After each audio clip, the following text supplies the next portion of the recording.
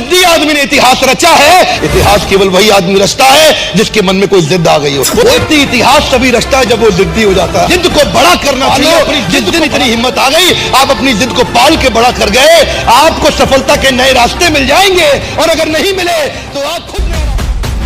आज का फॉर्मूला है इतिहास रटना नहीं है, केवल इतिहास रचना भी है। वो कौन लोग हैं जिन्होंने इतिहास रचा और वो कौन सा इंग्रेडिएंट, एक पावरफुल इंग्रेडिएंट जिसके कारण वो इतिहास रच पाते हैं। ध्यान दीजिएगा, मोनोमैनिकल मैडनेस। जिद्दी आदमी ही इतिहास रचता है। मेरा वीडियो आपने जरूर देखा होगा।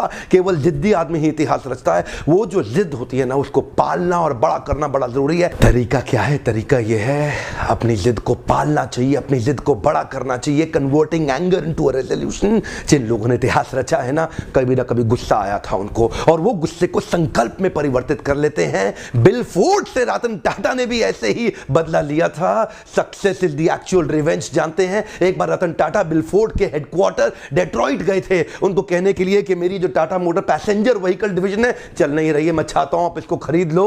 उस दिन बिल फोर्ड ने उनकी बड़ी बेइज्जती करी थी। उस दिन उन्होंने कहा था, तेरे पे एहसान कर रहे हैं, तेरा ये टाटा मोटर पैसेंजर व्हीकल खरीद के, अगर गाड़ी बनानी नहीं आती है तो धंधे में आए क्यों थे।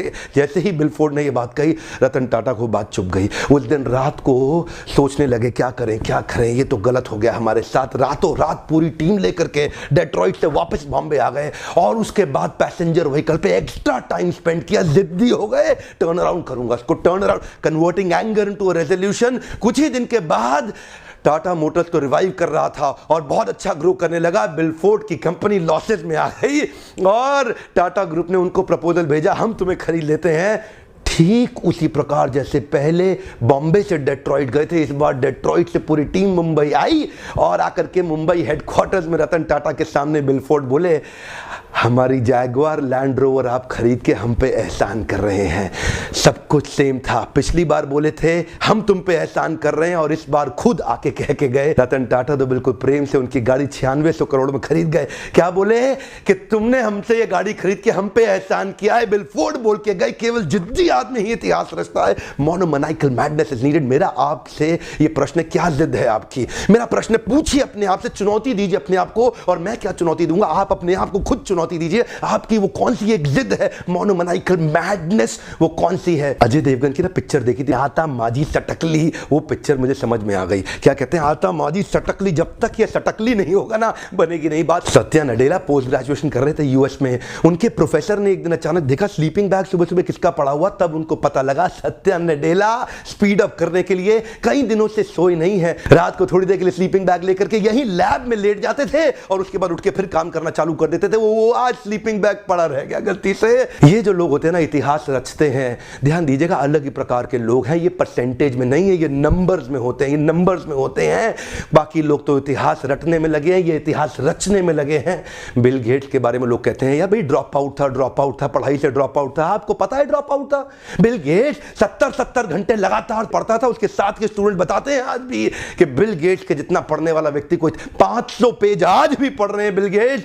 जब 3 दिन लगातार पढ़ते थे ना, सोने से पहले जूता नहीं उतारते थे, बोले उठ के वापस पहनना पड़ेगा, टाइम वेस्ट हो जाएगा, जूता पहने पहने सो जाते थे। ये जो लोग, ये इंग्रेडिएंट इनके अंदर एक है, वो क्या है, जिद आ जाती है, जिद आ जाती है। Converting anger into a resolution. करना है तो करना है, करना है तो करना है। सत्या नडेला से किसी ने ना इंटरव्यू में पूछा कि एम्प्लॉय जो माइक्रोसॉफ्ट में ज्वाइन करवाते हो क्या देखते हो उसके अंदर? सत्या नडेला बोले 2 चीज है, एक क्लैरिटी, दूसरा एनर्जी। कम ऑन, एक क्लैरिटी, दूसरा एनर्जी। जिस आदमी के अंदर क्लैरिटी और एनर्जी होती है ना, वो इतिहास रचता है, वो सुपर स्पेशलिस्ट हो जाता है। मेजर ध्यानचंद जब हॉकी खेलते थे ना, तो लोग बार बार हॉकी को खोल के चेक करते थे, चुंबक तो नहीं है इसके अंदर, कोई मैग्नेट तो नहीं है। विश्वास ही नहीं था कि इतना बड़ा खिलाड़ी, जादूगर हॉकी का कैसे हो सकता है। ब्रूस ली जब लड़ते थे, इनफैक्ट ब्रूस ली जब हॉलीवुड के पिक्चर्स में काम करते थे और जब वो किसी को 0.05 सेकंड के अंदर पंच मारते थे, तो उनको बाद में शूटिंग के स्लो करना पड़ता था मोशन को। लोगों को विश्वास ही नहीं था कि इतनी तेज कैसे करेगा, लगता था जैसे नकली शूटिंग हुई है।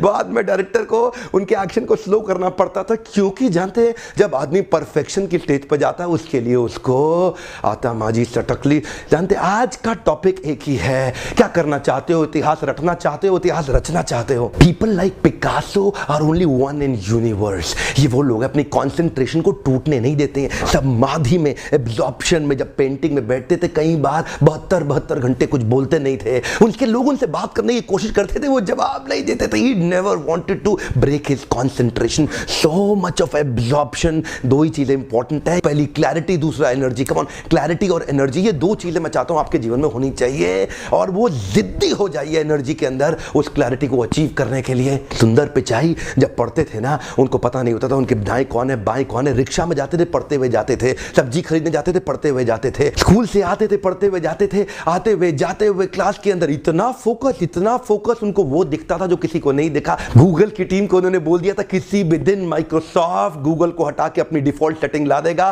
कोई नहीं माना उनकी बात, जानते हैं कोई नहीं माना। उनको इतनी क्लैरिटी थी, कुछ ही महीनों में वही हुआ। माइक्रोसॉफ्ट ने गूगल को हटा के बिंग को डिफॉल्ट सेटिंग में ले आया और पूरे गूगल के अंदर तहलका हो गया। वही दिन था जब सुंदर पिचाई का कद कंपनी के अंदर बहुत बड़ा हो गया था। जानते हैं, बहुत सिंपल है, आपको क्लैरिटी और एनर्जी चाहिए जब जिद्दीपन आ जाता है। When you convert your anger into a resolution you do really well. बुंदेले हर बोलो के मुंह से हमने सुनी कहानी थी, खूब लड़ी मर्दानी वो तो झांसी वाली रानी थी। क्या वुमेन एम्पावरमेंट, क्या वुमेन 1850 के अंदर जब कोई वुमेन एम्पावरमेंट नहीं था ना, और साथ नहीं मिला ग्वालियर की रक्षा करने के लिए अंग्रेजों से, माधव राव छोटा सा बच्चा पीठ पे ठान लिया और निकल पड़ी दोनों तलवार से युद्ध लड़ने के लिए। जानते हैं, जब आदमी को एनर्जी और क्लैरिटी होती है ना, वो बहुत बड़ा जिद्दी हो जाता है। रिजल्ट तो आएगा ही आएगा। अब मैंने सारे वीडियोस हिंदी में लाने शुरू कर दिया अपने देशवासियों की सेवा करने के लिए। आज छोटे छोटे गांव कस्बों के अंदर लोग मेरे वीडियोस देख रहे हैं। कैंसर पेशेंट भी बोल रहा है कि मैं कैंसर से लड़ पा रहा हूं बिंद्रा जी आपके वीडियोस देख के, क्योंकि आपके पास ताकत है। मैं तो खाली आपका सपोर्ट पार्टनर बन चुका हूं, आपको लगातार वीडियोस देता हूं। मैं भगत सिंह से भी बड़ा इंस्पायर्ड हुआ। मैंने क्या देखा, वो भी सपोर्ट किया उन्होंने अपने देश को। कैसे किया? भगत सिंह छूट के जा सकते थे, वो बिना विस्फोट का बम जो उन्होंने फोड़ दिया ना, उसके बाद निकल सकते थे, छुप के गायब हो सकते थे, जाके सबको बोले हाँ जी हमने फोड़ा, पकड़ लो हमको। जानते हैं क्यों? क्योंकि वो चाहते थे क्रांति आ जाए। वो अपना जीवन लगा रहे थे बाकी देश की सेवा करने के लिए। छोटी उम्र के अंदर भगत सिंह चले गए, बोले मेरे सीने में जो जख्म है वो तो फूल के गुच्छे हैं। हाँ, हम पागल हैं, पागल ही रहने दो, केवल पागल ही अच्छे हैं। यही वो लोग जिनके अंदर थोड़ा पागलपन आ जाता है ना, इन्हीं लोग को पूरा इतिहास याद करता है। मैं आपसे पूछता हूं, आप इतिहास रटने में लगे हैं कि रचने में लगे हैं? नीचे लिखिए कौन सा इतिहास रचना चाहते हैं। आज क्लैरिटी और एनर्जी चाहिए, मैं चाहता हूं आपको वो क्लैरिटी और एनर्जी चाहिए। आज लिखिए नीचे किस चीज में आप इतिहास रचेंगे, कहां आपको क्लैरिटी और एनर्जी चाहिए, और मैं आपकी मदद लगातार करता रहूंगा। मेरा मिशन है, मैं आपको सफल बनाने के लिए ऐसे वीडियोस लगातार बनाता रहूंगा। मेरे मिशन में साथ दीजिए, दूर दूर तक इन वीडियोस को फैलाइए ताकि हिंदुस्तान के लोगों में हम वो इतिहास रचने की ताकत को बढ़ा सके। वीडियो देखने के लिए आपका बहुत बहुत धन्यवाद।